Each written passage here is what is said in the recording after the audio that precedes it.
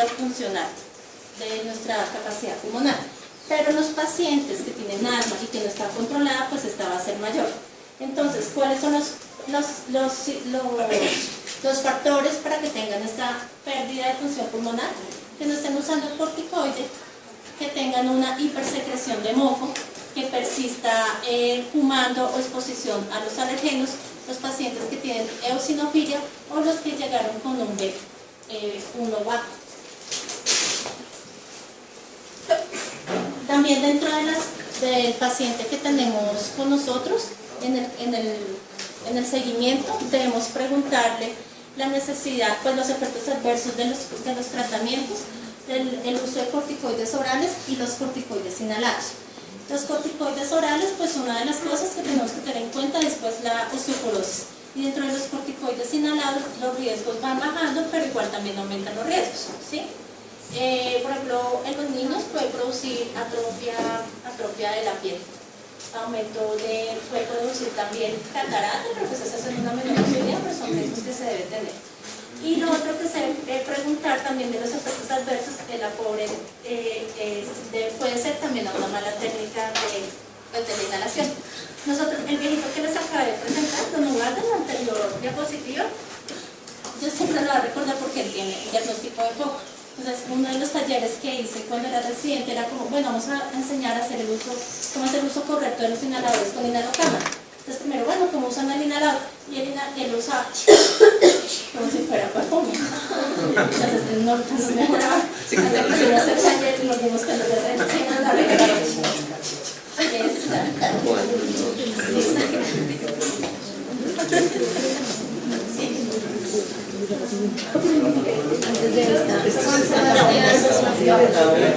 Antes de dile cuáles son los factores de riesgo. Tengo corticoides inhalados. Sí. Uno que se cae del 60%, tabaquismo, hipertensión, factores socioeconómicos, el embarazo controlado y la reserva de Sí, ¿qué otro? el embarazo, antecedente de intubación. ¿Cuáles son las dos cosas que debemos evaluar en un paciente con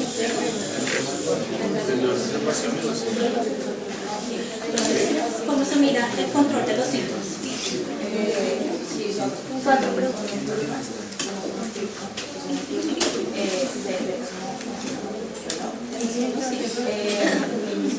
La necesidad de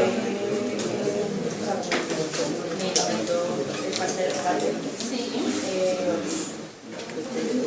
¿Cuántos en el día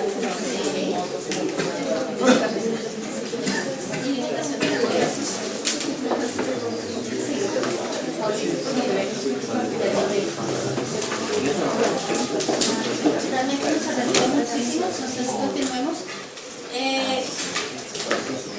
Entonces, cuando vamos a tratar un paciente, lo que queremos es, uno, controlar los síntomas, dos, disminuir el riesgo de una crisis, mejorar la función pulmonar y tener el menor efecto secundario con los medicamentos.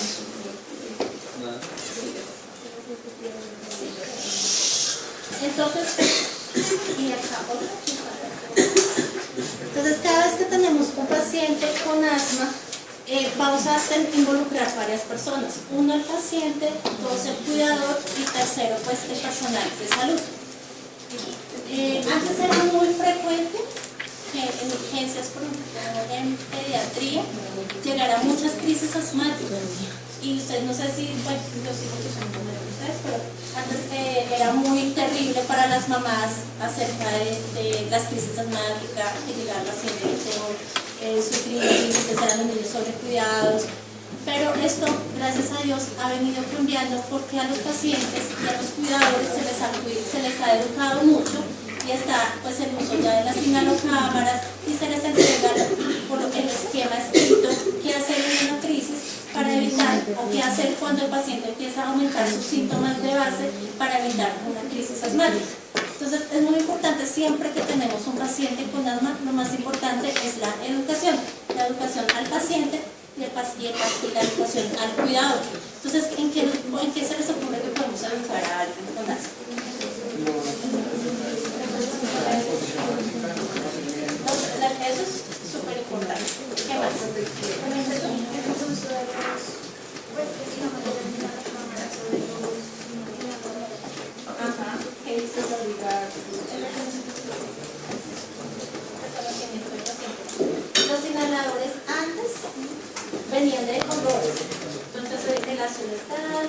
azulito está, el morado tal, pues ahorita también.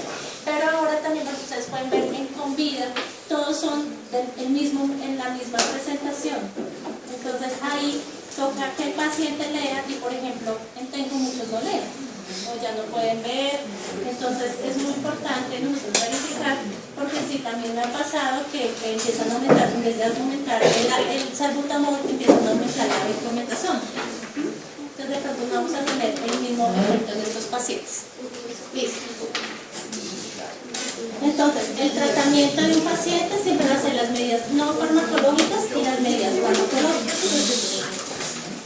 Entonces, acá lo que les decía, la educación al paciente, ahora, desde hace varios años, se está dando la responsabilidad al paciente. Eso es lo que se llama autocuidado, autogestión. Entonces, el paciente, eso significa, uno, que el paciente decide y participa en la decisión de su tratamiento, ya no es solamente lo que nosotros digamos. Debe conocer, nosotros debemos ser responsables en explicarle el diagnóstico de la enfermedad, y ya también hay muchas páginas donde son para los pacientes, para que ellos puedan entender su patología. Entonces, por ejemplo, GOL tiene una parte para pacientes, Gina tiene otra parte como guías educativas, videos educativos, y esto va a ayudar mucho a que ellos puedan tener un mejor control de su enfermedad. Sí, por favor. El uso del tabaquismo es muy importante, para que ellos no fumen y que no estén en contacto con fumadores. Entonces tenemos dos medicamentos, que son los medicamentos controladores y los medicamentos aliviadores.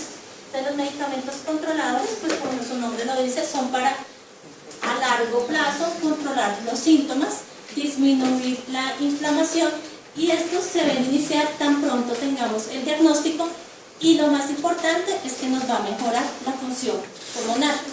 Dentro de los medicamentos controladores tenemos los corticoides inhalados. ¿Qué otros medicamentos controladores conocen?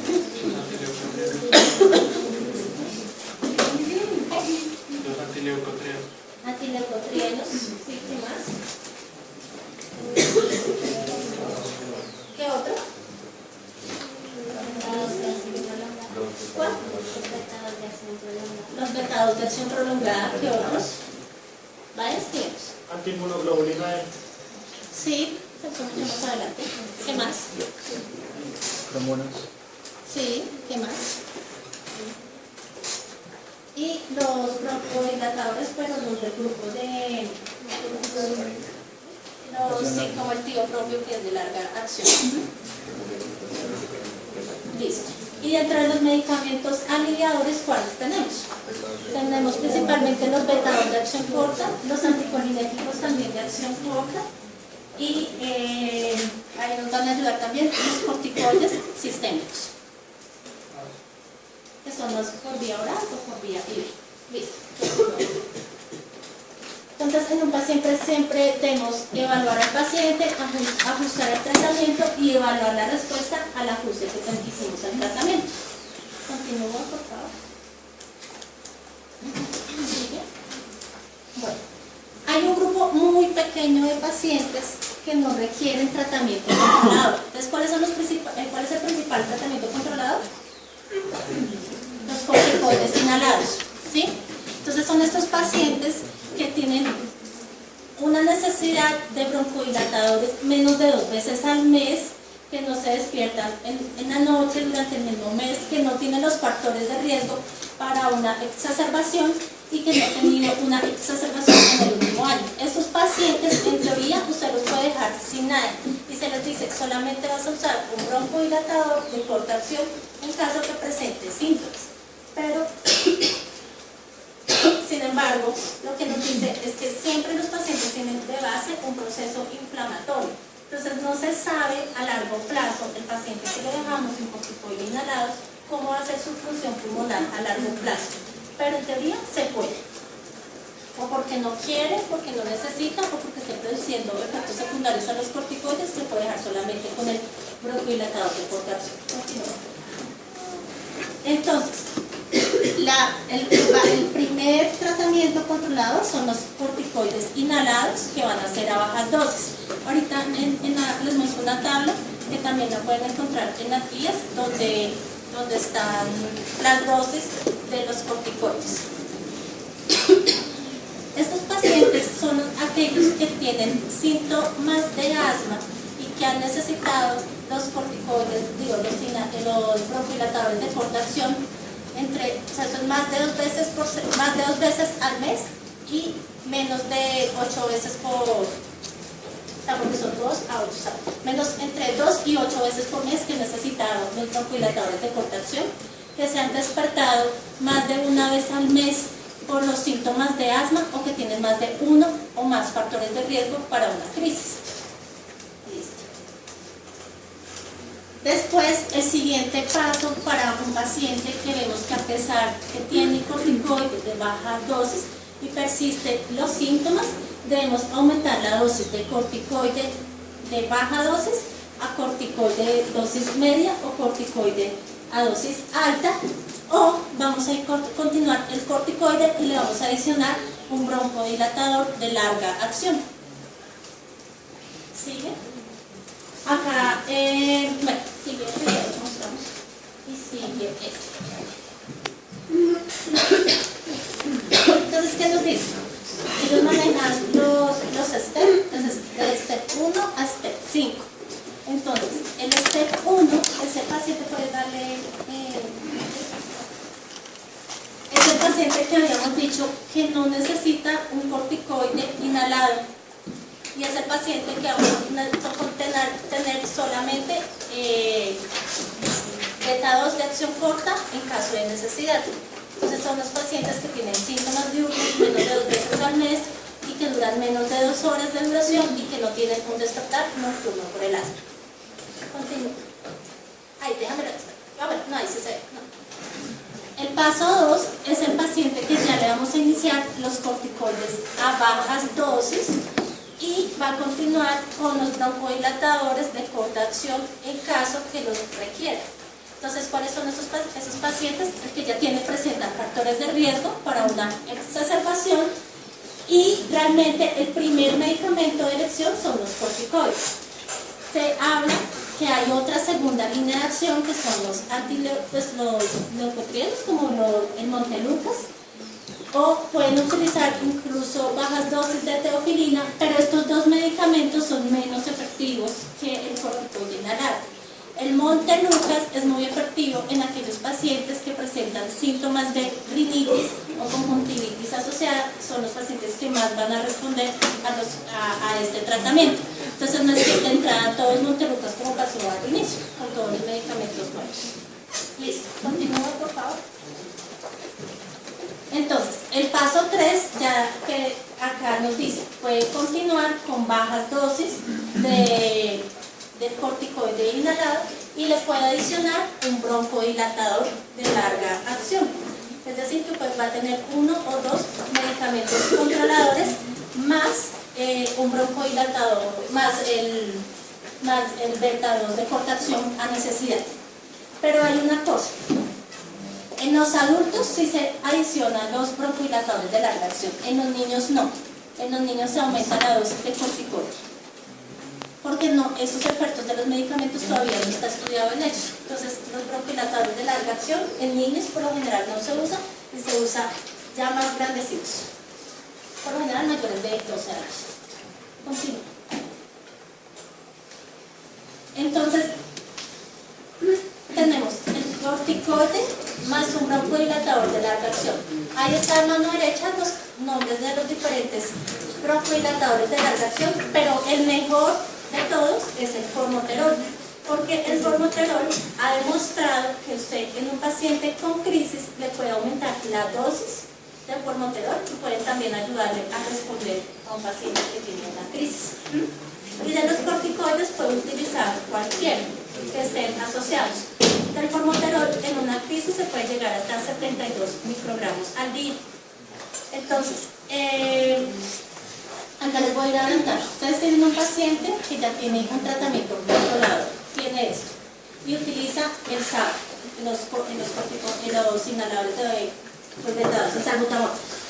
Entonces el paciente presenta crisis asmática, ustedes está presentando aumento de los síntomas de todavía tener dificultad respiratoria. ¿Ustedes qué le recomendarían a ese paciente?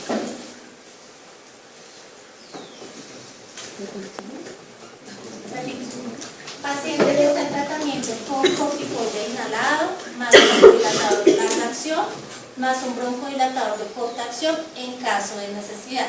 El paciente le llega y le dice que ha sentido un poquito más de ahogo, más de que se ha oído silbar estos días, el pecho. ¿Ustedes qué le dicen en ese momento?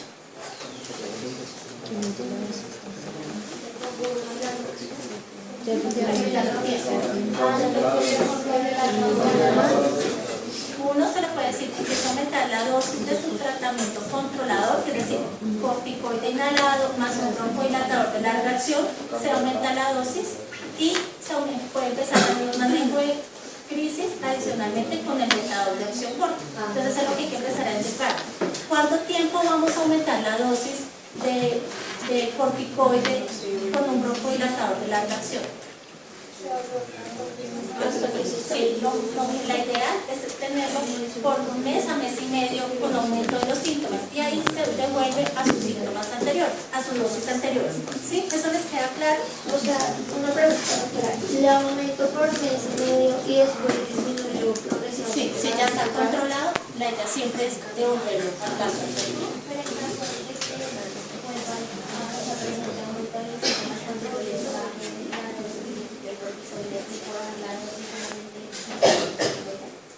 No, lo ideal es siempre tener el corticoide inhalado. ¿Sí? Sí, tú puedes ir bajando y puedes llegar hasta el paso 2, pero eso depende de cuánto tiempo lleva los síntomas y va bajando, lo vas hablando cada 4 o 6 semanas. Y si no tiene factores de riesgo para una crisis, te puedes ir para una. Lo ideal es que se quede en el paso 2 o paso 3. Okay. Listo. O sea que tengo una baja dosis de corticoide. Sigue, por favor. Una preguntita. Digamos que por ejemplo si está en el si está por ejemplo paciente en el paso 3 para verlo, lo puedo ver, digamos, estarlo controlando cada mes. No, por lo general el control se hace cada 3 meses.